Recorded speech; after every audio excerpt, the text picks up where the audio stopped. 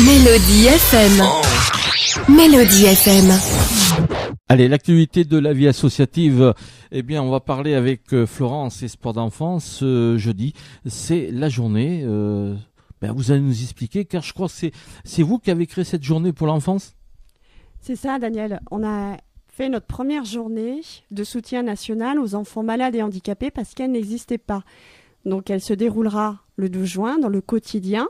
Il suffit juste de porter un t-shirt de super-héros tout au long de la journée, comme les enfants portent leur maladie dans leur quotidien ou leur handicap. Alors on peut dire aux gens qui nous écoutent, si vous avez une page Facebook ou sur Internet, vous pouvez mettre vos t-shirts décorés. On peut mettre n'importe qui sur notre t-shirt ? Ah oui, tout à fait. On prend le super-héros qu'on préfère. On peut se le fabriquer soi-même. On peut imprimer un logo de super-héros sur Internet, le découper, le scotcher sur un t-shirt uni. Tout est permis, même un maquillage de super-héros. Bon, moi, j'avais opté pour le t-shirt parce que je trouvais quand même que c'était beaucoup plus simple dans la vie de tous les jours que d'arriver avec un maquillage dans un magasin. C'est quand même beaucoup moins voyant. Et, oui, tout est permis dans la fantaisie, bien sûr, en restant le plus sobre possible. C'est pas carnaval non plus, c'est une journée de soutien. Et en espérant qu'un maximum d'enfants puissent croiser des super-héros et sachent aussi pourquoi ils croisent des super-héros. Il faut aussi expliquer aux enfants malades qui risquent de croiser des super-héros ce jour-là et le but. Alors, comment va se dérouler cette journée ? Est-ce que partout en France, vous l'avez fait savoir, ce rendez-vous qui, on rappelle, Sport d'enfants est une association d'ENS Sainte-Foy-la-Grande. Vous avez changé de siège, tout ça, vous êtes maintenant à Sainte-Foy-la-Grande. Maintenant, on est basé sur Sainte-Foy-la-Grande, tout à fait. Et c'est parti sur le national, déjà. Donc, il y a plusieurs personnes qui ont relayé dans des écoles. On a l'ordre des médecins aussi, qui ont relayé sur leur site Internet. On a des universitaires. On a aussi des personnes qui ont des fonctions au niveau de la police, qui nous aident aussi à communiquer. Mais ça a dépassé les frontières. Donc au départ, ça s'est limité aux frontières francophones dans le monde.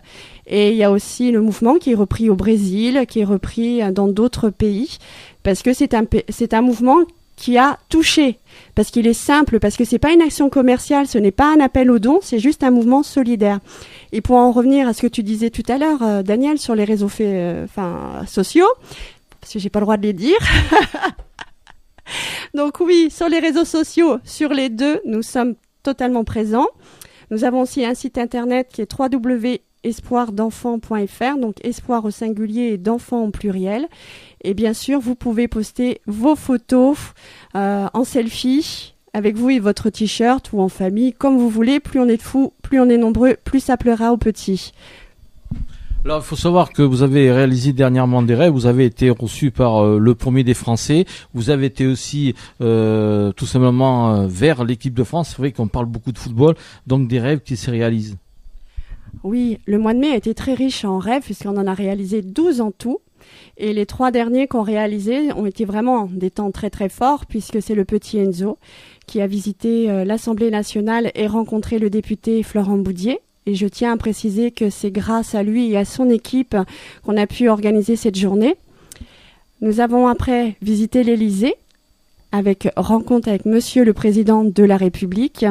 On a fini cette journée par Matignon et il a rencontré le Premier ministre Manuel Valls. Donc ça a été vraiment un temps fort pour ce petit bonhomme de 9 ans qui est passionné de politique et qui est atteint d'un handicap assez sérieux, oui, je peux le dire.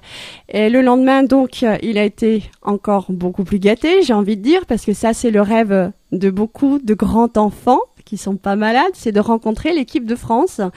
Donc, il a rencontré toute l'équipe de France sans exception, Didier Deschamps. Mais il a une rencontre privée et privilégiée avec Ribéry et Benzema, t-shirt dédicacé, ballon dédicacé, enfin il a été gâté. Et en 3e journée, il avait aussi le rêve de visiter Disneyland puisqu'il n'était jamais allé. Donc on a profité de ces 3 jours où on l'avait avec nous pour l'emmener à Disneyland.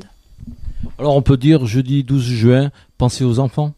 Ah, tout à fait, Daniel. Et puis soyez nombreux à rejoindre le mouvement, ça coûte rien et ça fait des heureux. Merci à vous. Allez, l'actualité de la vie associative, on va parler avec Florence et Sport d'enfance.